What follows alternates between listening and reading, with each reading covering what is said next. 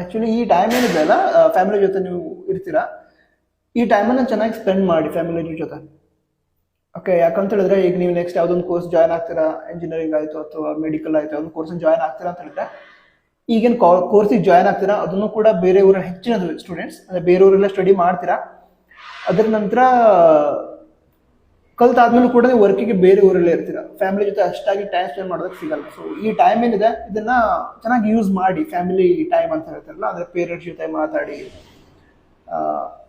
Parents journey ಯಾವ ರೀತಿ ಇತ್ತು, ಪೇರೆಂಟ್ಸಿನ ಸ್ಕೂಲ್ ಲೈಫ್ ಯಾವ ರೀತಿ ಇತ್ತು, ಅದರ ನಂತರ ಅದೇ ಪೇರೆಂಟ್ಸ್ ತಂದೆ ತಾಯಿ ಇರ್ಬೋದು, ಅದೇ ರೀತಿ ಬ್ರದರ್ಸ್ ಸಿಸ್ಟರ್ಸ್ ಅವ್ರ ಲೈಫ್ ಆ್ಯಕ್ಚುಲಿ ಹೇಗಿತ್ತು. ನಿಮ್ಗೆ ಸ್ಟೋರಿ ಜನರಲ್ ಆಗಿ ಗೊತ್ತಿರುತ್ತೆ, ಬಟ್ ನಿಮಗೆ ಗೊತ್ತಿರಲ್ಲ ಆ್ಯಕ್ಚುಲಿ ಅವ್ರ ಜರ್ನಿಯನ್ನು ಅವ್ರು ಯಾವ ರೀತಿ ಫೀಲ್ ಮಾಡಿದ್ದಾರೆ, ಅವರಿಗೆ ಯಾವ ರೀತಿ ಅನಿಸಿತ್ತು ಅದು ನಿಮ್ಗೆ ಗೊತ್ತಿಲ್ಲ.